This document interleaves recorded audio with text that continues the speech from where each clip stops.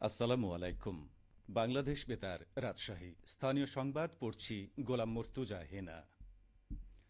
নির্বাচন commissioner brigadier general অবসরপ্রাপ্ত আবুল ফজল মোহাম্মদ সানাউল্লাহ বলেছেন, অন্তর্বর্তী সরকার প্রধানের ঘোষণা অনুযায়ী নির্বাচন কমিশন ত্রয়োদশ জাতীয় নির্বাচনের প্রস্তুতি নিচ্ছে।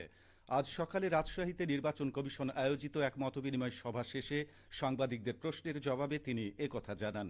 এর আগে তিনি রাজশাহী আঞ্চলিক নির্বাচন কর্মকর্তার কার্যালয়ের জেলার নির্বাচন কর্মকর্তা ও সুপারভাইজারদের সাথে ভোটার তালিকা হালনাগাদ ও ত্রয়োদশ জাতীয় সংসদ নির্বাচন সংক্রান্ত মতবিনিময় সভায় প্রধান অতিথির বক্তব্য রাখেন। এ সময় নির্বাচন কমিশনার আরও বলেন, একটি অবাধ, নিরপেক্ষ ও সুষ্ঠু নির্বাচন অনুষ্ঠানের জন্য এই কমিশন দায়বদ্ধ। সে লক্ষ্যে ভোটার তালিকাও হালনাগাদ করার কাজ চলছে। প্রাপ্তবয়স্ক হওয়ার পরও এতদিন যারা ভোট দিতে পারেননি তারাও সুষ্ঠু নির্বাচনের জন্য অপেক্ষায় রয়েছেন। কাজেই কোনো নাগরিক যেন ভোটার হওয়া থেকে বঞ্চিত না হন, সে বিষয়ে কর্মকর্তাদের সতর্ক থাকার নির্দেশ দেন তিনি। রাজশাহী আঞ্চলিক নির্বাচন কর্মকর্তা দেলোয়ার হোসেনের সভাপতিত্বে অনুষ্ঠানে আরও বক্তব্য রাখেন জেলা প্রশাসক আফিয়া আখতার ও অতিরিক্ত পুলিশ সুপার রফিকুল আলম। হিন্দু ধর্মাবলম্বীদের অন্যতম ধর্মীয় উৎসব সরস্বতী পূজা উদযাপিত হচ্ছে আজ। সকাল থেকে রাজশাহী বিশ্ববিদ্যালয়, রাজশাহী কলেজ, রাজশাহী সরকারি মহিলা কলেজ সহ বিভিন্ন শিক্ষা প্রতিষ্ঠানে হিন্দু শিক্ষার্থী ও শিক্ষকদের উদ্যোগে এ পূজার আয়োজন করা হয়। পূজা অর্চনা শেষে পুষ্পাঞ্জলি অর্পণ করা হয়।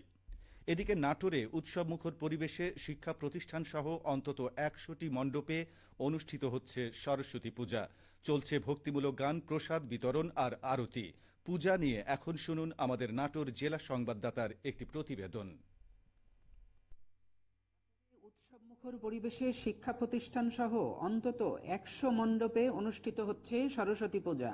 শুক্লা পঞ্চমীর অমিয় লগ্নে দেবী সরস্বতীকে বরণ করে আসনে প্রতিষ্ঠা করা হয়। চলছে ভক্তিমূলক গান, প্রসাদ বিতরণ আর আরতি। শহরের নববিধান উচ্চ বিদ্যালয়ের শিক্ষার্থীরা বললেন, মা সরস্বতী বিদ্যাদেবীর কাছে আমার একটাই চাওয়া, তিনি আমাদের সকলের জন্য মনোবাসনা পূর্ণ করে। মা সরস্বতীর কাছে আমার এটাই প্রার্থনা, যাতে তিনি আমাদের সকলের মধ্যে বিদ্যার যে মনোভাব সেটি ফুটিয়ে তোলেন, পাশাপাশি আমাদের স্কুল, কলেজ, বিশ্ববিদ্যালয় সকল শিক্ষার্থীদের মধ্যে বিদ্যার ভাব ফুটিয়ে তোলার মাধ্যমে দেশকে আলোকিত করে যে মনোভাব সেটি যাতে আমাদের মধ্যে ফুটিয়ে তোলেন। বিদ্যালয়ের প্রধান শিক্ষক বিমান গোবিন্দ সরকার বলেন, সরস্বতী দেবীকে আমরা বিদ্যার দেবী রূপে আরাধনা করি এবং এই পূজা করা হয় যে বিদ্যালয়ের মঙ্গল কামনার্থে, যাতে বিদ্যালয়ের শিক্ষার্থীরা সুন্দরভাবে তারা লেখাপড়া করে, তার কাছে আরাধনা করে। এই লক্ষ্য এবং উদ্দেশ্য নিয়ে প্রতি বছর নববিধান উচ্চ বালিকা বিদ্যালয়ে এই সরস্বতী পূজার আয়োজন করা হয়। বাংলাদেশ পূজা উদযাপন পরিষদ নাটোর জেলা শাখার সিনিয়র সহ সভাপতি অ্যাডভোকেট খগেন্দ্রনাথ রায় বললেন, সকাল 1:45 থেকে আজকে 9:45 পর্যন্ত 2 দিনে সমস্ত পূজাগুলো, বিশেষ করে মূর্তি পূজাগুলো, প্রতিমা মূর্তি পূজাগুলো গতকাল থেকেই শুরু হয়ে গেছে এবং আজকে পূজা সমাপন হয়ে গেছে। মোটামুটি 9:45-এর মধ্যে সমস্ত পূজা সম্পন্ন হয়েছে। কোন রকম বিঘ্ন ছাড়া অত্যন্ত আনন্দঘন পরিবেশে বিভিন্ন বাড়িতে, বিভিন্ন মন্দিরে, বিভিন্ন শিক্ষা প্রতিষ্ঠানে পূজা অনুষ্ঠিত হয়েছে। আইন শৃঙ্খলা রক্ষাকারী বাহিনীর গোয়েন্দা নজরদারি এবং সক্রিয় উপস্থিতিতে সফলতার সাথে পূজা সম্পন্ন হবে বলে আশা করা হচ্ছে। ফারাজি আহমদ রফিক, বাবন, নাটোর জেলার সংবাদদাতা, বাংলাদেশ বেতার, রাজশাহী। শুনছিলেন প্রতিবেদন। নওগাঁয় কৃষি জমি রক্ষা ও অবৈধভাবে মাটি ও বালু উত্তোলন বন্ধে জেলা জুড়ে মাইকিং করা হচ্ছে। জেলা প্রশাসনের উদ্যোগে আজ থেকে প্রতিটি উপজেলায় একযোগে এই কার্যক্রম শুরু হয়েছে।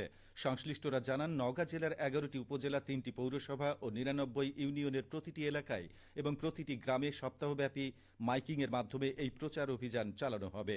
জেলা প্রশাসক মোহাম্মদ আব্দুল আওয়াল বলেন, হঠাৎ করে বিভিন্ন উপজেলায় ফসলি জমি থেকে মাটি কাটার প্রবণতা দেখা যাচ্ছে। গোপনে ও রাতের আঁধারে অসাধু চক্র অবৈধভাবে মাটি ও বালু সরিয়ে নিচ্ছে। ইতোমধ্যেই ভ্রাম্যমাণ আদালতে বেশ কয়েকটি অবৈধ চক্রের জেল জরিমানা করা হয়েছে, কিন্তু অনেক গোপনে অবৈধ তৎপরতা চালানোর চেষ্টা করছে। ফলে প্রাথমিক পর্যায়ে প্রচারণা চালিয়ে সকলকে সচেতন করা হচ্ছে। এরপর কঠোর আইন প্রয়োগ করা হবে। সবশেষে আবহাওয়া। আজ রাজশাহীতে সর্বোচ্চ তাপমাত্রা ছিল 28.7 ডিগ্রি এবং সর্বনিম্ন 13.1 ডিগ্রি সেলসিয়াস। বিকেল 3টায় বাতাসে আপেক্ষিক আর্দ্রতার পরিমাণ ছিল 35%। রাজশাহী ও পার্শ্ববর্তী এলাকায় আজ সূর্যাস্ত সন্ধে 5:52। সংবাদ শেষ হলো। আমাদের পরবর্তী স্থানীয় সংবাদ সন্ধ্যা 7টায়।